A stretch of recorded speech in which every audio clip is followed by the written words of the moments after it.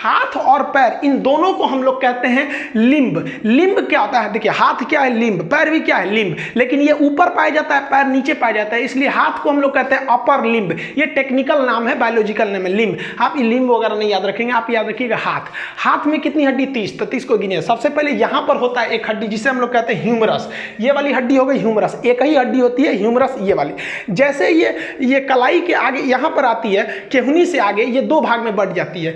एक जो अंगूठा की ओर चली जाती है उसे कहते हैं रेडियस, एक जो कानी उंगली की ओर चली जाती है उसे कहते हैं अल्ना। तो अंगूठा की ओर आ गई तो रेडियस, इधर चली गई तो अल्ना। तो humerus, radius, ulna, humerus, radius, ulna, 3 हो गया। यहीं तक है, बाकी इसमें बड़ी कॉम्प्लिकेटेड है। सोचिए 27 गो हड्डी इतने दुर्वा में है, ये अपना में है, ये तो बहुत बड़ी बड़ी हड्डियां हैं, ज्यादा जगह ले लेती है। Humerus, radius, ulna. अब आगे आते हैं, यहां आगे आपको 3 चीज मिलेगा। एक मिलेगा कलाई, उसके आगे मिलेगा हथेली, उसके आगे मिलेगा उंगली। अब यहां देखते हैं, ये हो गया हमारा कलाई, क से कलाई, क से कार्पल। तो कलाई को क्या कहते हैं, कार्पल। इसमें 8 गो हड्डी होती है छोटी छोटी। यहां देखिए ये है आपका कलाई, इसमें छोटी छोटी कितनी हड्डियां होती हैं, 8।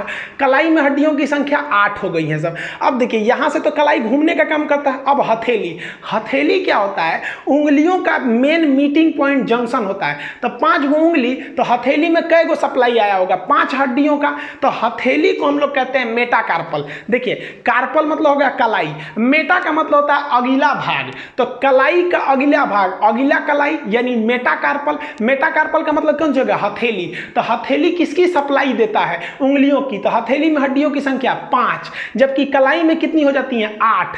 तो कलाई में हड्डियों की संख्या 8, मेटाकार्पल यानी हथेली में 5। अब हो गई उंगली।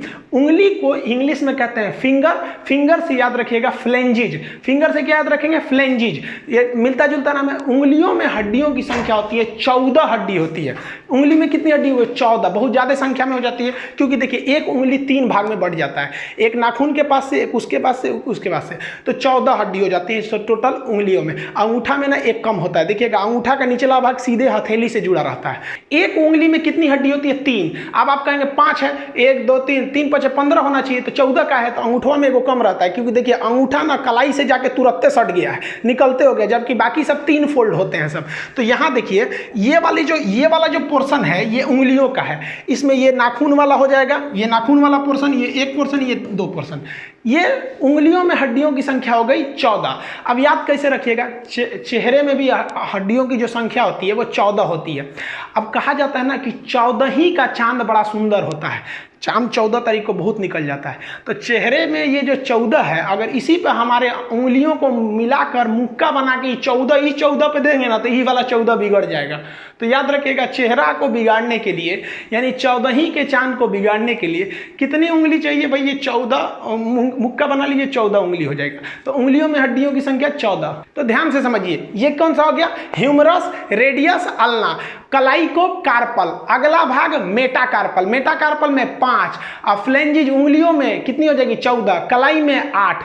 अब यहां आप देखिए ये वाला पोर्शन क्या चीज है, तो ये तो कार्पल है यानी कलाई है।